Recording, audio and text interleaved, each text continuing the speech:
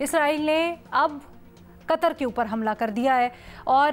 یہ انکشاف ہوا ہے، بلکہ دعویٰ ہوا ہے اسرائیلی عہدیدار کی طرف سے کہ اس حملے کی نہ صرف امریکہ کو پیشگی اطلاع تھی بلکہ امریکہ نے اس حملے کے لیے مدد بھی کی۔ سلیم صافی صاحب، یہ سوال آپ کی طرف لے کے آنا چاہوں گی، اس کی کیا سگنیفیکنس ہے؟ نہ صرف اطلاع بلکہ مدد بھی کی اس حملے کے لیے جو دعویٰ ہو رہا ہے اسرائیل کی طرف سے، اور وہ بھی قطر کے اوپر۔ دیکھیے، امریکہ سپر پاور ہونے کے باوجود پچھلے عرصے میں ہم دیکھ رہے ہیں کہ سالوں سے امریکہ اسرائیل کے اشاروں پہ ناچ رہا ہے، اور خود اب مثلاً امریکہ نے کچھ اور منصوبہ بنایا ہے مڈل ایسٹ کے بارے میں، لیکن اس منصوبے کو کوئی اور نہیں ریجیکٹ کر رہا بلکہ اسرائیل ہی ریجیکٹ کر رہا ہے۔ اور اب قطر کو دیکھ لیجئے کہ قطر امریکہ کا اتنا قریبی اتحادی بھی ہے، وہاں پہ اس کا اڈہ بھی ہے، اور قطر کو اس طرح کے مفاہمتی عمل کے لیے امریکہ مرکز بھی بنانا چاہتا تھا، لیکن اسرائیل نے اس پہ حملہ کر دیا۔ امریکہ پہلے یہ کہہ دیتا ہے،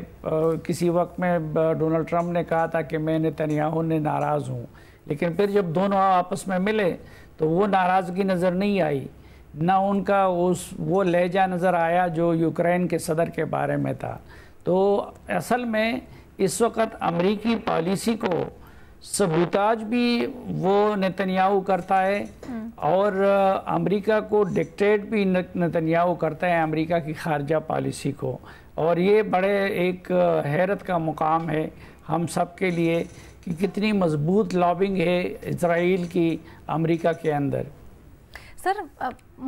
چھوٹے چھوٹے دو سوالوں کے جواب۔ کیا آپ کو لگتا ہے کہ یہ جو حملہ ہے یہ امریکہ اور تمام جو مڈل ایسٹ یا گلف سٹیٹس کے درمیان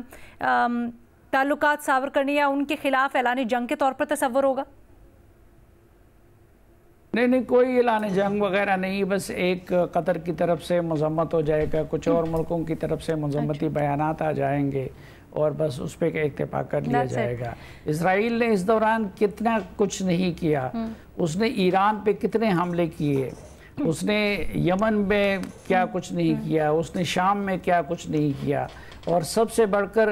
غزہ میں اب ہمارے لیے تو ایک معمول بن گیا ہے، 80، 90، 100 کے قریب تعداد روزانہ وہ لوگوں کو مار رہا ہے، نسل کشی کر رہا ہے، تو اس پہ اسرائیل کا کسی نے کچھ نہیں بگاڑا، تو اس طرح کے ایک حملے پہ اس کا کوئی کیا بگاڑ سکتا ہے؟ اچھا فخر، ہمیشہ ہم دیکھتے ہیں جب بھی اسرائیل نے کہیں کارروائی کی ہے کہتا ہے ایک چیز ہے، لیکن پیچھے ہم نے دیکھا ہے ایجنڈا کچھ اور ہوتا ہے۔ اس بار آپ کو ایجنڈا کیا لگ رہا ہے؟ دیکھیں، پہلی بات تو یہ کہ یہ پیغام پہنچانا تھا جو انہوں نے خاص طور پہ قطر کا، پہلے بھی اگر آپ کو یاد ہو کچھ عرصہ پہلے ایک ان کے ساتھ کانفلکٹ چلا تھا کہ قطر اسرائیل کے اندر جو نیتن یاہو کے کچھ مشیروں کو انہوں نے پیسے دے کے اپنے لیے لابنگ اسرائیل کے اندر کرانے کی وہ کیا ہوا تھا، تو یہ ایک بڑا ایک سکینڈل جو ہے قطر گیٹ کا وہاں پہ اسرائیل کے اندر مشہور ہوا تھا، اور اسرائیلیوں کے اندر یہ قطر کے حوالے سے کافی سخت جو ہے وہ اس حوالے سے کچھ ریزنٹمنٹ بھی تھی کہ قطر بہت زیادہ جو ہے وہ انٹرفیئر کرتا ہے، حماس کو انہوں نے پناہ دی ہوئی ہے۔ ایک تو یہ پیغام دینا ہے قطر کو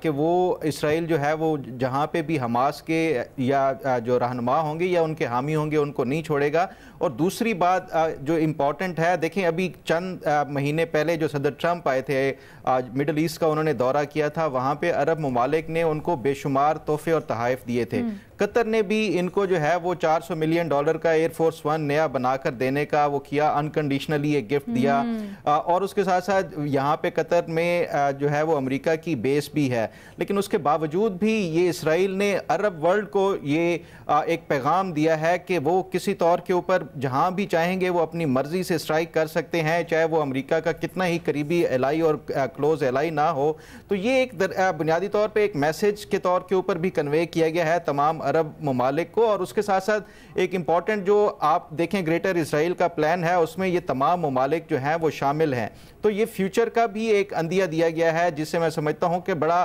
یہ تمام جو خاص طور پہ عرب ممالک اور آئل پروڈیوسنگ جو کنٹریز ہیں ان کو سنجیدگی سے لینا ہوگا، ادروائز یہ جو نیکسٹ ٹارگٹ اسرائیل کا ہو سکتا ہے وہ کوئی بھی اور ملک ہو سکتا ہے۔ ریما کچھ ایڈ کرنا چاہ رہی ہیں؟ علینا، ایک اور جو سوال میرے ذہن میں آتا ہے کہ قطر جو ہے وہ ایک کافی امیر ملک ہے، ان کے پاس بھی ایڈوانسڈ ڈیفنس ہے, بہت سے وہ اپنے جو ویپنز ہیں وہ اور جو ان کا ڈیفینس کی پورا ہے وہ امریکہ پہ ڈپینڈنٹ بھی ہیں اس کے لیے. تو یہ بھی ایک سوال اٹھتا ہے کہ اسرائیل اتنی آسانی سے حملے کیسے کر سکتا ہے.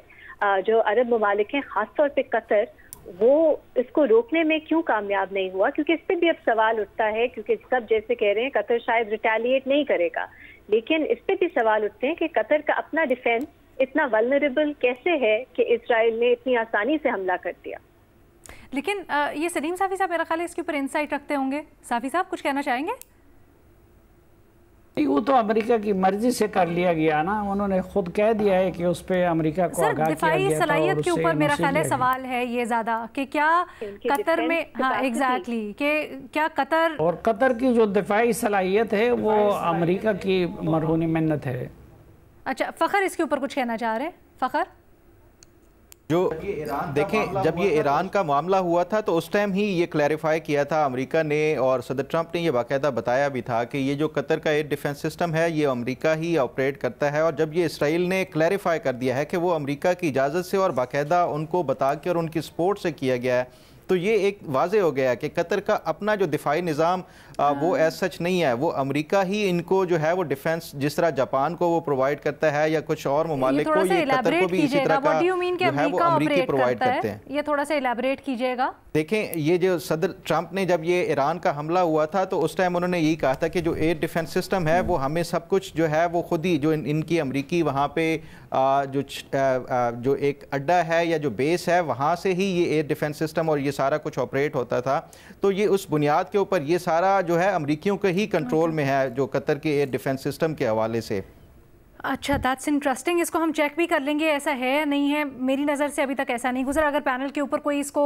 سیکنڈ کرنا چاہتا ہے, کنٹیسٹ کرنا چاہتا ہے تو پلیز فیل فری. نہیں کنٹیسٹ نہیں, فخر درست کہہ رہے ہیں کہ ایکسٹینٹ مجھے نہیں معلوم, یہی میرا خیال ہے آگے کچھ ہمیں کلیئرٹی ملے گی کہ کس حد تک یو ایس کنٹرول کرتا ہے قطر کا ایئر ڈیفنس, کیونکہ قطر ڈیپینڈنٹ تو ہے یو ایس پہ, لیکن کس حد تک کیا ایسے ہو سکتا ہے,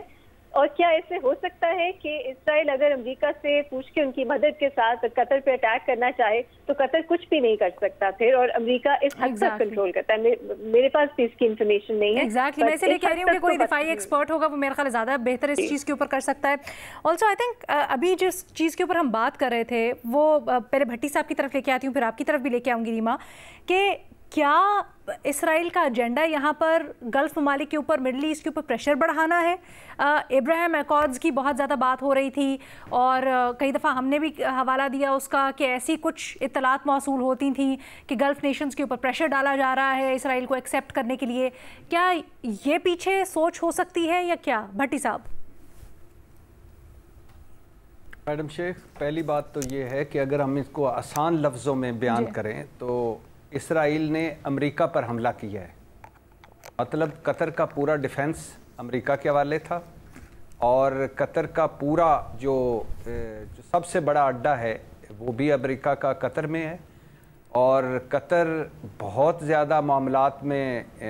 امریکہ کی اشیر بات سے ساری چیزیں کروا رہا ہے, خواہ وہ افغانستان والے مذاکرات ہوں, خواہ وہ قطر والے مذاکرات ہوں, خواہ کچھ اور ہو. یہ آپ بڑا دلچسپ کہہ رہے ہیں, وہ کہہ رہے ہیں کہ امریکہ کی مدد سے کیا ہے, آپ کہہ رہے ہیں کہ امریکہ کے اوپر کیا ہے. جی میں اگر آپ میرا پرابلم یہی ہے الحمدللہ کہ آپ نے کبھی بات کمپلیٹ نہیں ہونے دی, تو اس لیے میں کبھی بات سمجھا ہی نہیں پایا آپ کو. تو بات بیسیکلی یہ ہے کہ امریکہ نے امریکہ پر حملہ کروایا ہے اور اب اسرائیل سے, یعنی یہ تو قطر کو تو دوسرا بڑا, یعنی اس خطے کا سب سے پہلا سمجھا جاتا تھا اور کبھی دوسرا سمجھا جاتا تھا, بہت بڑا حلیف. اب یہ آپ کیا سمجھتی ہیں کہ ابھی صدر ٹرمپ صاحب کچھ عرصہ پہلے فرما رہے تھے کہ اگر ہم ڈیفنس نہ دیں ان کو,